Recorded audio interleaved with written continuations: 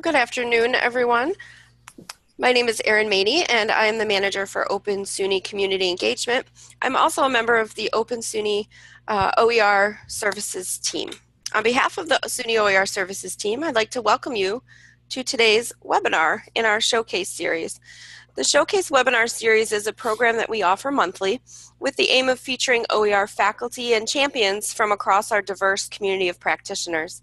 These are folks who have elevated their teaching practice or their institution by incorporating OER into their courses and programs. And in doing so, they have positively impacted their students' learning experience and made higher education more accessible, affordable, and engaging.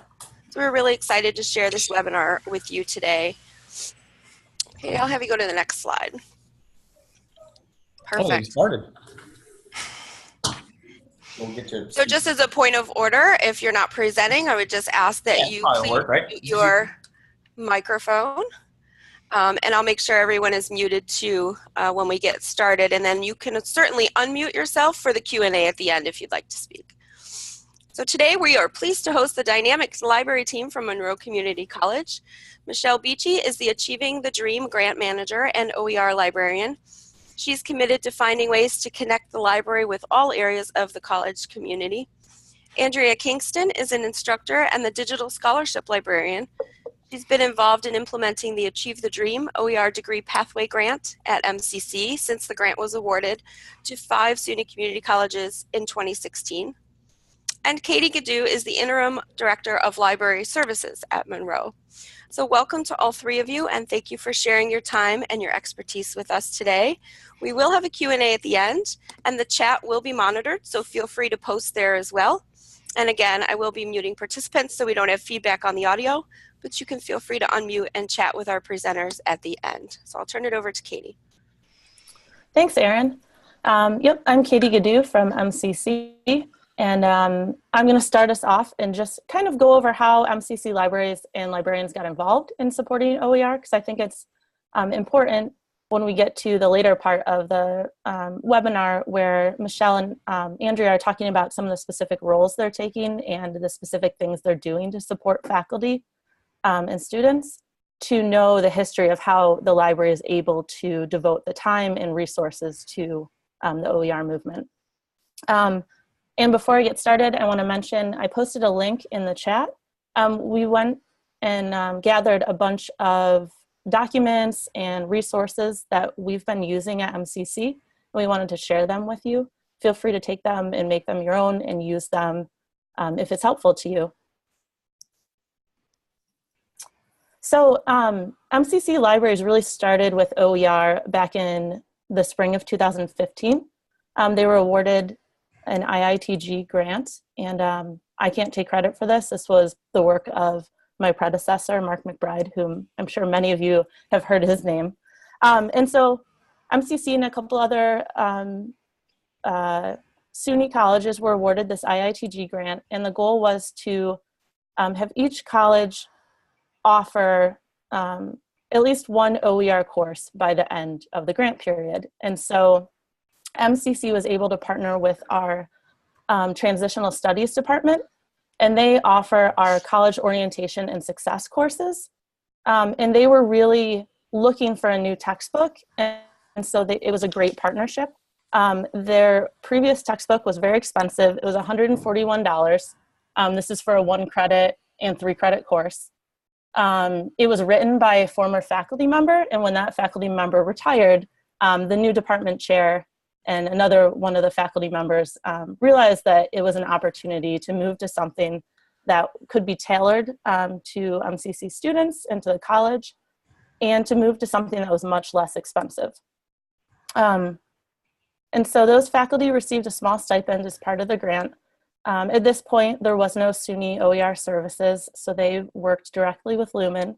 And at the end of a summer, they offered an open textbook across all sections of this course.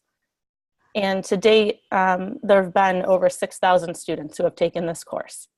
So it's had a tremendous impact from, a couple faculty and one intense summer of work. And so that's kind of how OER got started at MCC.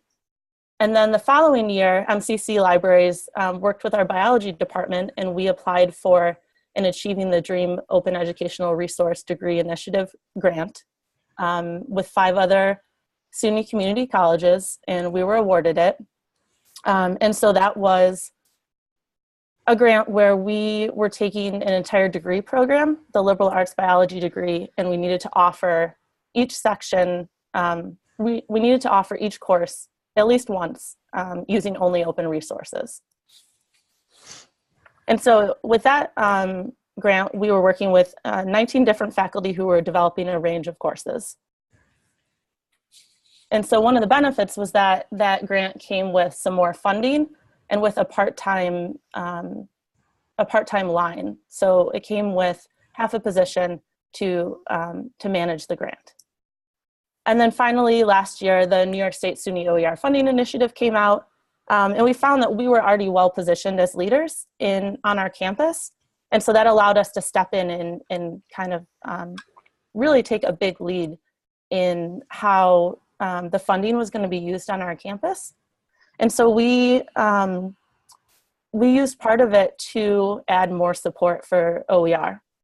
And then we used the rest to fund faculty stipends and incentives for faculty to adopt OER. So this fall, we had 15 faculty who signed on to take courses and make them OER, and then we're going to offer another round of funding and incentives this spring.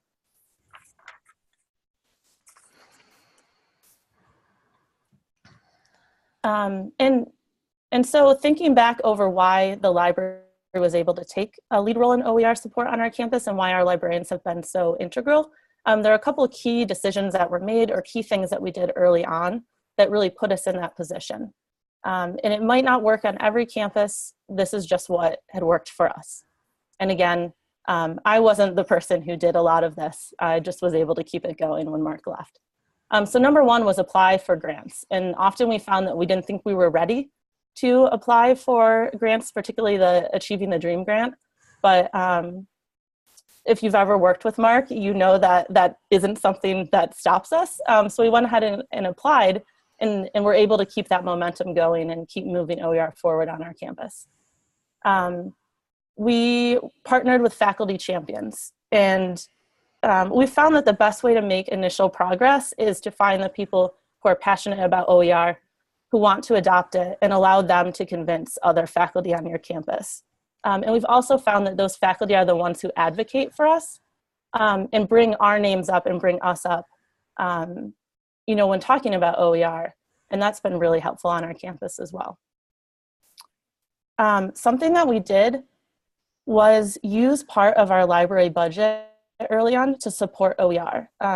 So before the SUNY money came through last year, we were dedicating a small part of the library budget to pay for OER. And so we partnered with Lumen Learning. And so it's not something that we're doing right now because that SUNY money is here, but that also allowed us to really take a lead at MCC and to keep the OER movement moving forward. We worked OER into every job description that we've offered over the past few years. And so you're going to hear from two of those librarians. Andrea is our digital scholarship librarian. We also hired an instructional technologies librarian, Anjali Parasmas-Samar, and she's not on this call. But making it a part of every librarian job description really signaled that it was an important part of where we saw ourselves and where we saw libraries moving forward. We connected with key stakeholders on our campus, which I know many of you are already doing. For us, obviously faculty and students were two of them, but we also made early connections with our print shop and bookstore. And then finally, we developed a sustainability model. So we knew we wouldn't be able to fund OER forever on our campus. You know, as the number of students enrolled went up, the library budget was not going to cover that. And we didn't want to take away from our other collections. And so we worked with those stakeholders on campus to develop a sustainability model. And so MCC going forward, we'll have a $10 student fee attached to OER courses, but it won't go into effect until after the SUNY money. And then what we did specifically in the library is we developed this model, or this team-based approach to supporting faculty going through the OER course development process. And we borrowed from our online course development model, so our virtual campus at MCC. They had already developed this process where when a faculty wanted to develop an online course, there's a very supportive system in place to help them. And that group of people included a librarian, it included an instructional designer, at times it included a multimedia specialist, and the faculty, of course. And so we took that model and applied it to OER. And so when a faculty member wants to adopt OER, they get set up with their own support team. And in this case, it's led by a librarian. So one of our librarians will take the lead on that and will be the main person working with the faculty. And then we also have an instructional designer who helps out, and we can bring in other supports as needed. All right, so I'm going to turn this over to Andrea Kingston. Hello. So part of my job description, as Katie mentioned, is finding ways to help support the integration of open content into the curriculum.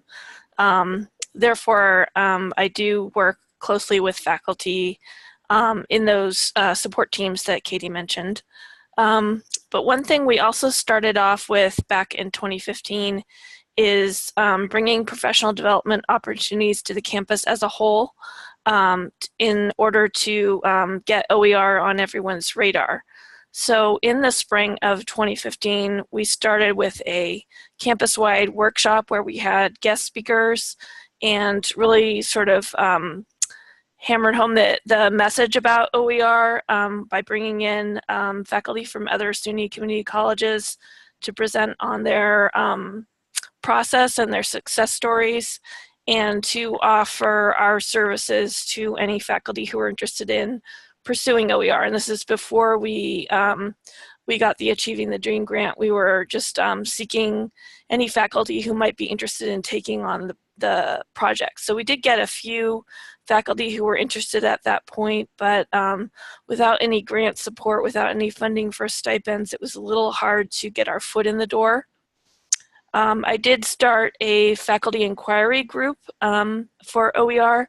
We have these groups on campus. You may have them on your campus too, where faculty get together perhaps once a month or more regularly and discuss a specific topic. So I led a FIG, a faculty inquiry group, for a year that met monthly and had either guest speakers on things like accessibility in OER, developing your own OER, or specific disciplines OER, or I highlighted things, for example, after a few of the librarians at MCC went to the Open Ed conference last year, I brought back those ideas, or not last year, now it's 2018, so that was 2016. Brought back those ideas and talked about, the sort of hot topics that had been discussed at the conference. So that met with mixed results. In the beginning, we had quite a few attendees, but it's just hard to get a meeting on everyone's schedule throughout the year. So by the end of the year, I decided to discontinue it just because attendance had really fallen off. But what that sort of segued into was meeting more one-on-one with faculty. And we also created some smaller workshops which seemed to work better. For example, we brought Lumen Learning in back when we were working with them directly, right at the beginning of the Achieving the Dream grant. Katie and I arranged for Lumen to come in and help faculty get started when they were participating in that grant.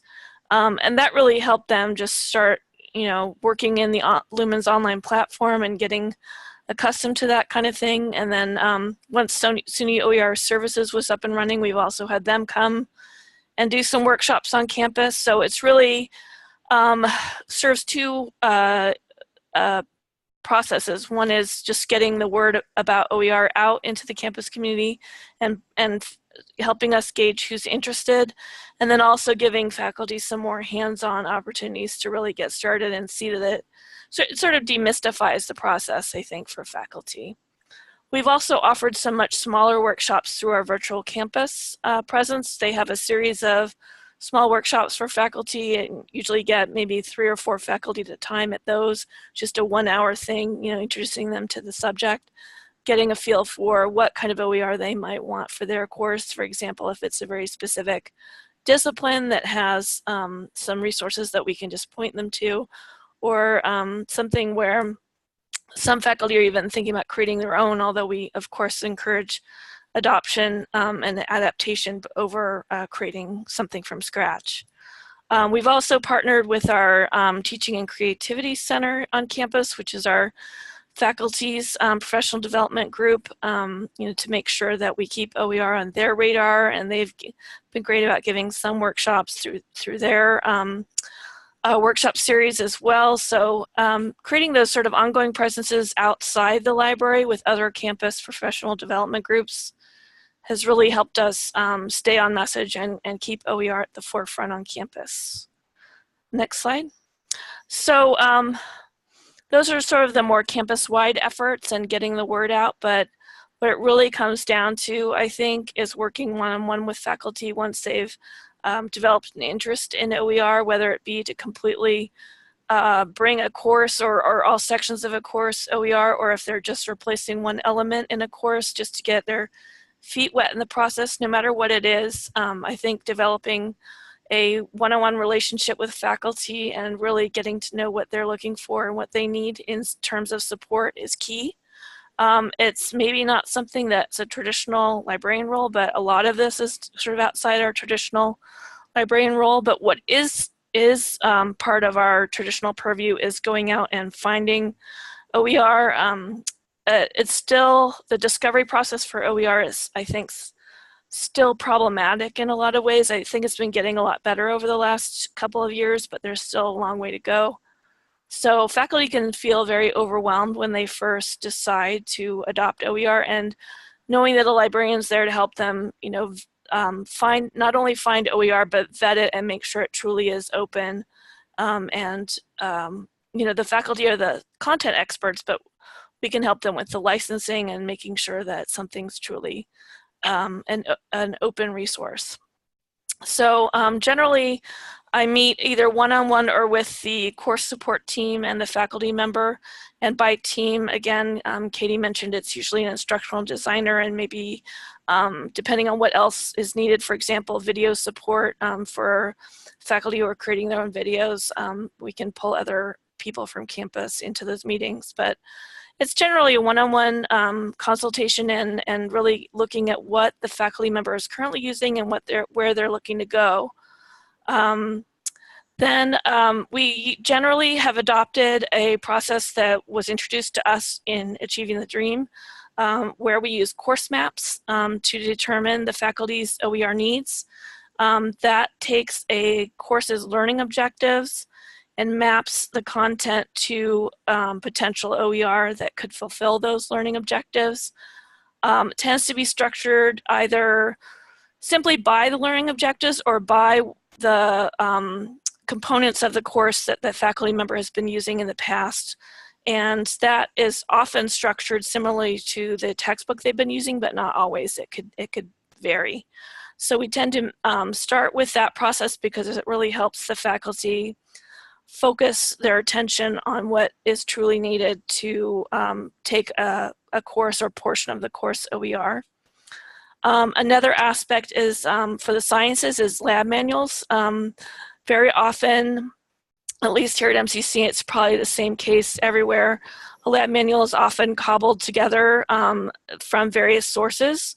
And in the past, some lab manuals have not done a good job of tracking who the author is of each lab, or using images that are found on the internet or other places. So I developed a process where I can help faculty really take a look at their lab manual, and we will be sharing that. It's a spreadsheet. We'll be sharing that in the link that's in the chat box. It just takes each lab and really looks at what content needs attention and what content could be replaced with OER or should be replaced with OER, for example, copyrighted images, that sort of thing. Another aspect is helping faculty with the online platform that we use through SUNY OER Services. Originally it was Lumen. I tend to help faculty with the more basic, how do I do this? How do I cut and paste? How do I add a source citation? That sort of thing. I do luckily have some HTML skills, so I can help them with some basic formatting like lists. But that keeps us from, having a faculty member submit, 50 different support requests to SUNY OER Services when that's not really necessary in our case. And then also just acting as a general clearinghouse of information. It's kind of amazing how many different questions can come up. You just can't predict them all. So really gathering information and being a resource for faculty that way is essential. And again, that plays to, I think, our more traditional strengths as librarians is, you tend to subscribe to listservs and know what's going on in general with OER and have a good feeling for some of the main resources that are out there. And that can be really helpful for faculty, especially when they're just starting and they're getting their toes wet. And then kind of playing off that, I really think one of the keys is providing what I see as a moral support, really almost like a coach, helping faculty understand it's not as daunting as it may seem at first, especially when they're not creating OER from scratch, they're adopting and adapting and remixing. It can seem a little bit overwhelming to faculty who aren't accustomed to approaching their course material that way. So really just helping them see that it's a realistic goal, setting milestones. We do have a timeline that we've created. We don't always manage to stick to it, but helping faculty see that there are achievable milestones throughout the process, as opposed to this gigantic looming project, I think is really key to providing the support that faculty need. So another thing is acting as sort of an OER advocate on campus. As I mentioned, listservs, also attending conferences, really spreading the word about OER whenever there's an opportunity on campus is maybe not always possible, but whenever there is an opening, I think we strive to include OER in things like campus development, professional development events, and that sort of thing. So, and I'm glad to answer questions at the end. Hi, everyone. I'm Michelle Beachy, the Achieving the Dream Grant Manager and OER Librarian here at Monroe Community College. I'm kind of the newbie of the group. My background was as a public and school librarian, and I had worked at MCC as an intern and part-time librarian in the summers when I was not working at a school. So I really was not very OER knowledgeable until September, when I was hired this past September 2017 as the grant manager. The grant manager that was here left the position, so it was kind of open for a while, and this great team that has been working here held everything together. And I jumped in, and if you've ever done the hokey pokey, I feel like I put my whole self in. It wasn't dipping your toes in the water, it was jumping right in. So if you're feeling a little hesitant, jump right in because you will learn very quickly. And so my position here is half-time as the grant manager and half-time as a librarian.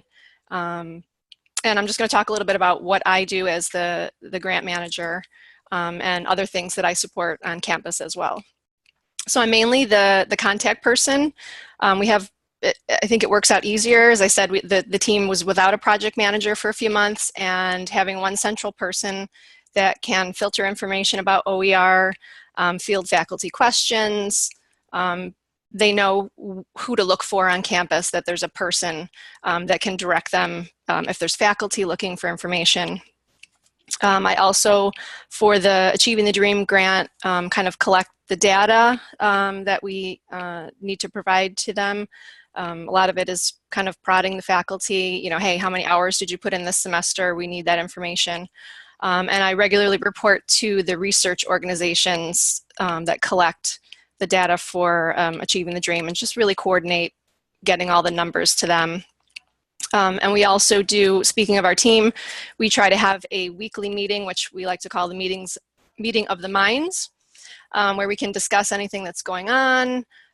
We meet as the librarians and the instructional designer that works with the faculty as well. If there are any concerns, anything coming up, any workshops that we'll be putting together, and kind of keep our team on track. As I said, we try to meet every week. It doesn't always happen, but you know, we keep in close contact to make sure that we're supporting everyone that needs to be supported.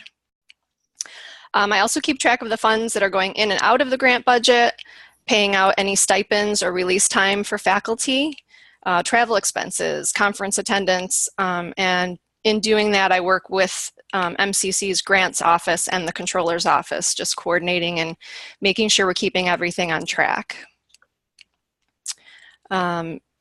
With our Achieving the Dream grant, which runs through December of 2018, we have a consortium. I think, as Katie mentioned, there's some off-campus partners. We also are in the consortium with Clinton, Herkimer, Mohawk Valley, and Tompkins-Cortland community colleges. My goal for that is just to keep everyone on track, making sure we're following through with the grant requirements, meeting all those needs. Courses are running well, people are finding resources that they need, the faculty is being supported, and disperse any of the grant funds that need to be paid out to the other campuses. And for this round with the, actually the Achieving the Dream, I kind of jumped in the middle. So just, you know, trying to keep that going. Everything was kind of in place for that already. And for this round with the SUNY OER initiative, I worked to help create an application and a process. We do have the application in our resources link for you to take a look at if you think you want to put something together for your faculty to apply. And for that initiative, we tried to keep faculty updated on, or notified on how to apply for that, what it was, what was involved. We have our daily Tribune, which is our campus update that goes out to faculty. We made sure they were aware via that.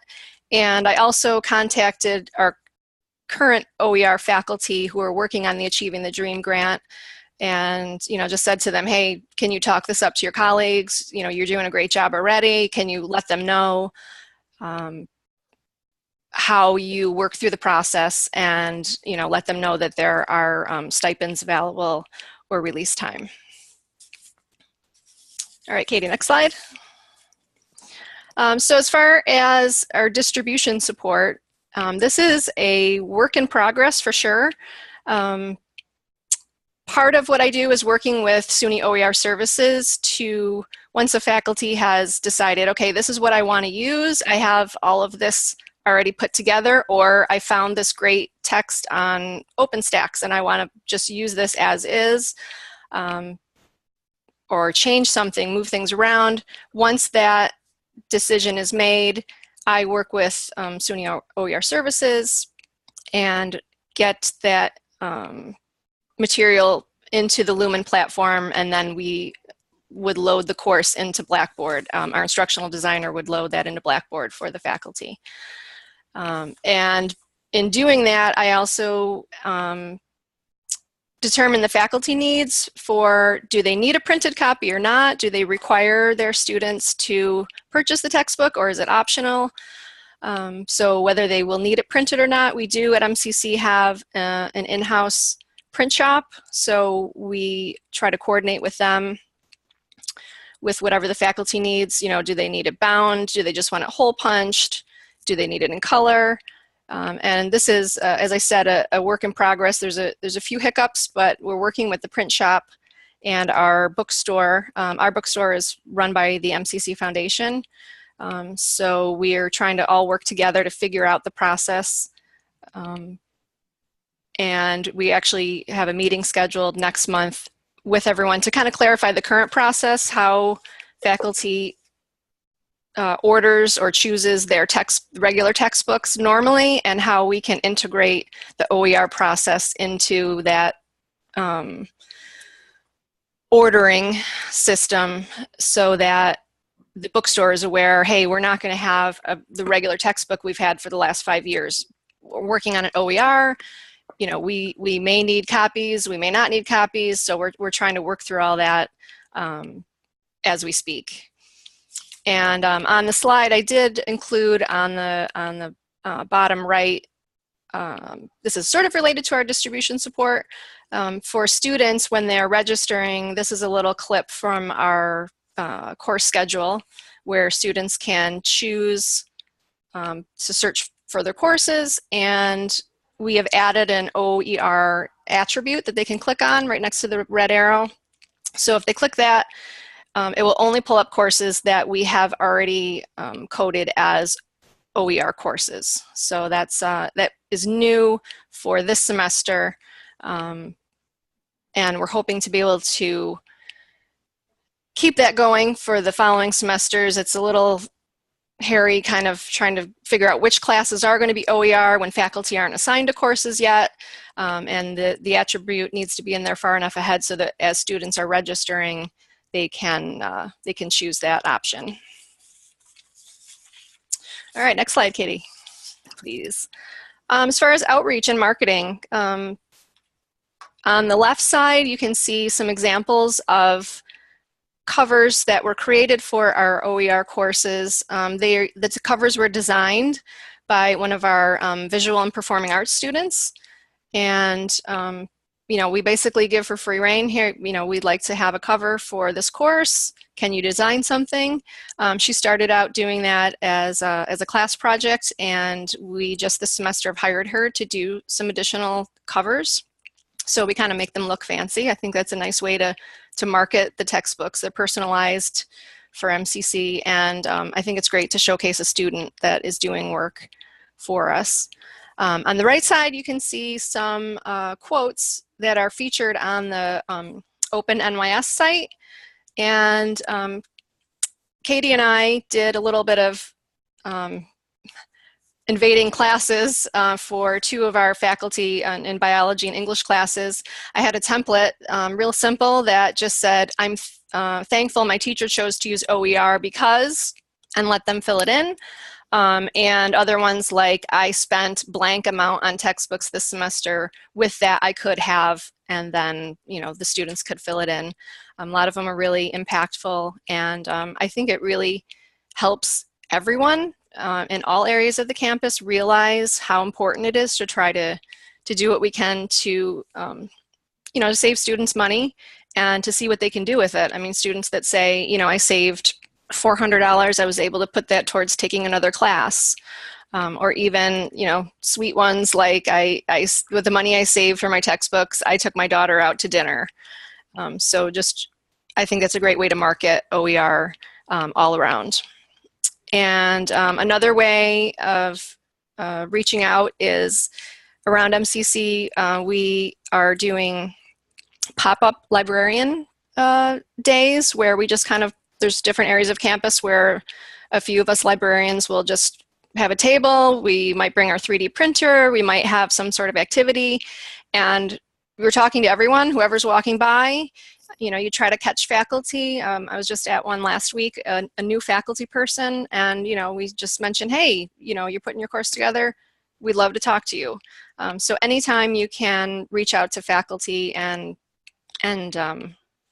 just let them know what's going on. I mean, we do try to put things out as I said, like in our Tribune that goes out to everyone. Not everyone has the time to read that every day or look at things. So, if you can catch them somewhere random, that's great. And as far as goals for outreach and marketing, one of my goals for this semester is to try to develop a faculty OER guidebook.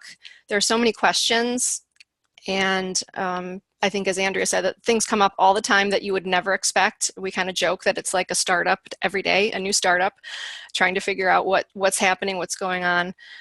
So trying to maybe put some general information into a guidebook that would probably contain a lot of the information that we have in our Lib Guide. We have a Lib Guide for OER. We're trying to revamp that a little bit, pare it down, not try to overwhelm faculty too much with a lot of information.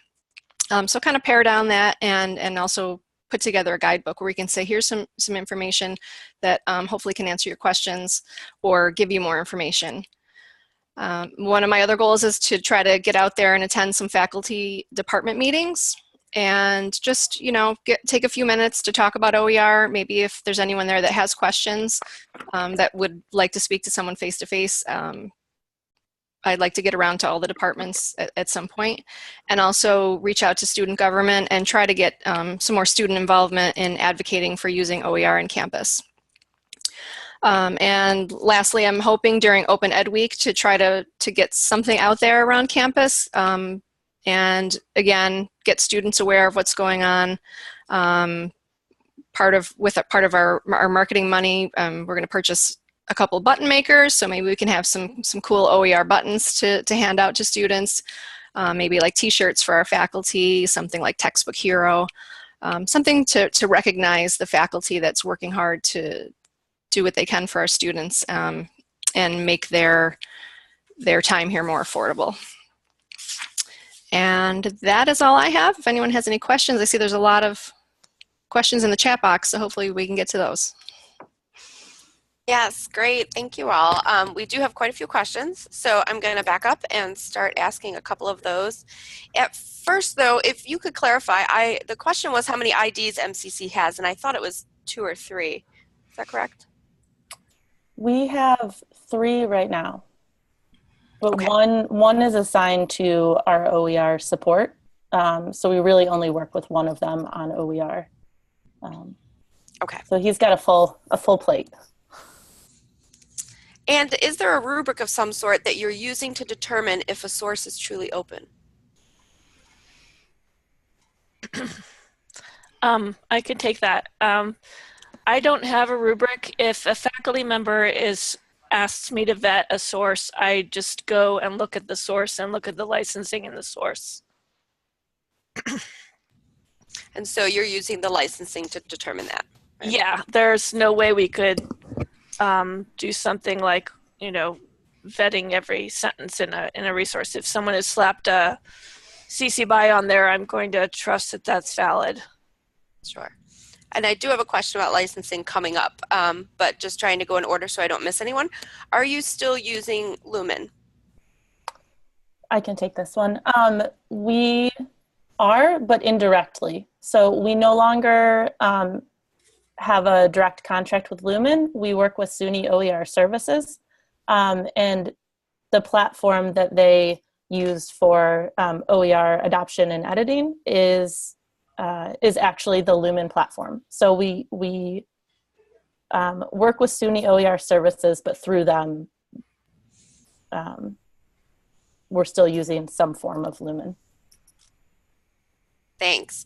And we had someone mention that they're teaching the only offering of a course online, but the course is also a Western Civilization elective. So when they're looking for OER, should they look under Western Civ or the specific course? I can answer that. I have had some trouble locating Western Civ content, so it may be to your advantage to actually search under the subject for each component as opposed to using terms like Western Civ. Yeah, we've noticed that too when compiling resources, that there are some areas that are a little skimpier than others. Mm-hmm. And I did put a link to the Adopt page on the Open NYS website as a place to kind of start for people. to look for content. So the next question is, what is the approval process for content and courses? How do you ensure that faculty are adhering to proper Creative Commons licensing if they're not explicitly using an OER text? Part of that is to do the course mapping. We break down the content into components. So if a faculty is, for example, mixing various sources, each one is looked at individually. Does that answer the question? I believe so. Okay. We'll see if there's another follow-up. And then in the resources that you shared, there is a document for Creative Commons licensing. And this is just a clarification question. In that document, there's a line about what is OER and what isn't. And anything that's marked ND for non-derivative is not OER. Can you clarify that, or why, or explain that? Sure. Andrea, and feel free to jump in, or Michelle. I believe this was made when we were working on the Achieving the Dream grant. But when you look at OER and you look at what an OER is supposed to be able to do, usually people refer to the 5 R's, which are retain, reuse, remix, redistribute, and revise. And if you can't make a derivative of a work, you're not actually able to meet the requirements of what an OER is. If you can't revise it or remix it, it's not actually fully open. And so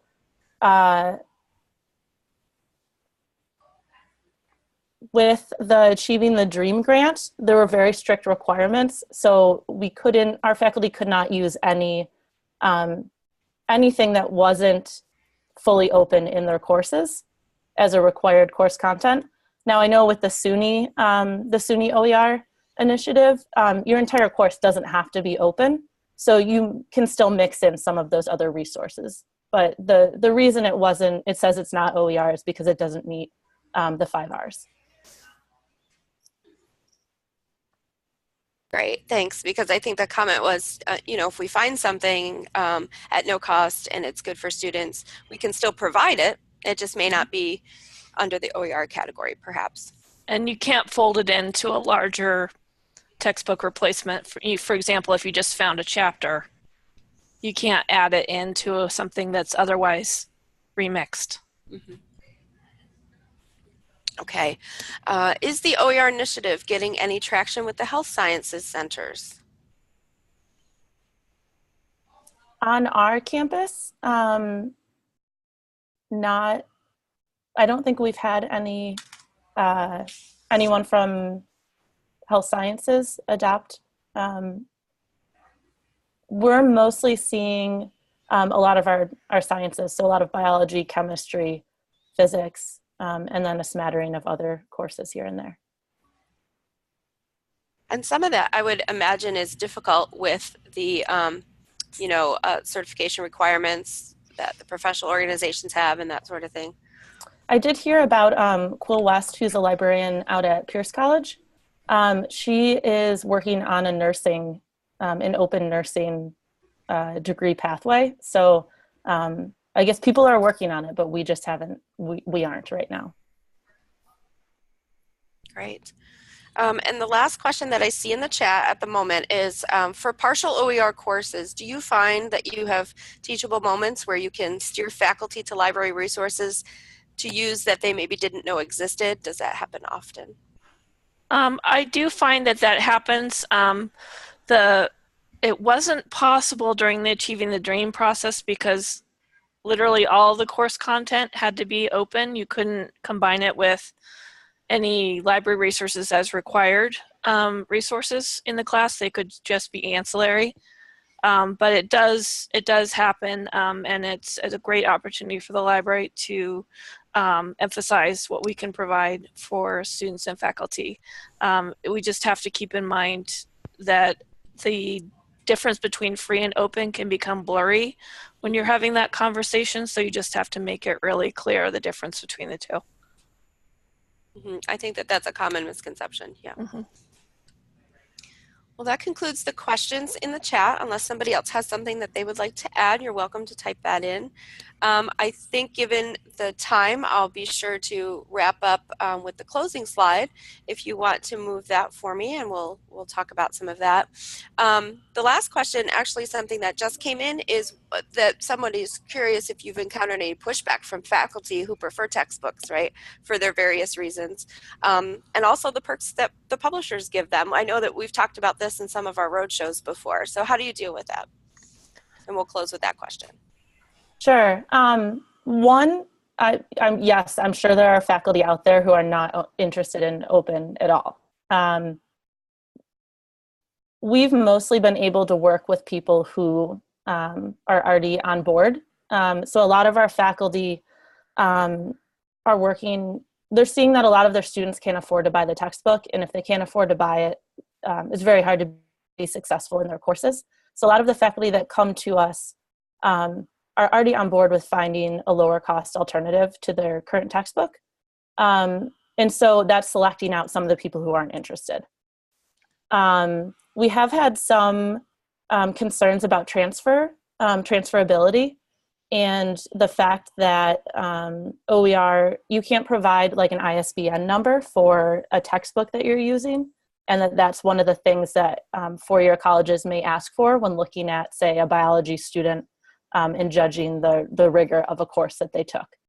But there's a couple things being done to fix that. So OpenStax, their textbooks do have ISBN numbers.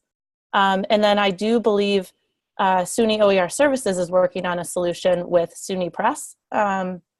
And so I don't have all the details on that, but they're working with some campuses right now that if they want to offer a print copy, they can do it through SUNY Press, and those books, I believe, would have an ISBN number as well. One of the things I run into is faculty who are really wedded to the ancillary things that come with some publishers' textbooks, the quizzes, the online grading systems, that kind of thing. And I know that various organizations are working on improving those when it comes to OER. I know Lumen's been working on some products with some ancillary aspects to them. So those are starting to be available, whereas they weren't a couple of years ago. But I think we still lack some of the more robust tools that faculty become very accustomed to using in their classes. So to counter that, it's frequently, the affordability aspect and faculty really having empathy for their students when it comes to affordability that gets them over the hump of doing without those sort of fancy ancillary products.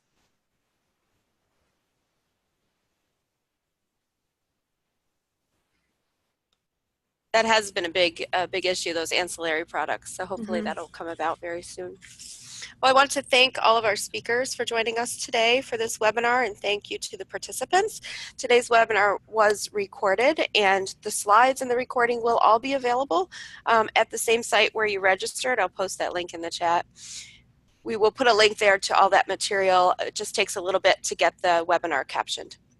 Our next showcase webinar will be in February, and will feature Elizabeth Johnston. She is an associate professor of English at Monroe Community College, ironically. I didn't plan them back to back, but that's how that happened. Elizabeth is going to share her journey using OER and talk about how she specifically incorporates it into her English courses. So check back on the SUNY OER Services registration site for that. That will be February 14th. And we also encourage you to visit our website for a multitude of information, resources, ways to get you connected. And there are also some faculty profiles there of people in our SUNY system who are doing OER and doing it really well. Additionally, I wanted to promote that the MCC Library team will be presenting for the Community College Consortium for Open Educational Resources, that's CCC OER, on February 7th, next week. They'll be sharing about the OER initiative programs at MCC, and you can register for that presentation and also discover some additional webinars that CCC OER has lined up for spring on this site here that I'll paste in the chat. There's a great lineup there in case you're interested in learning more from organizations around the globe. So again, thank you for joining us today, and we look forward to seeing you at our next event next month.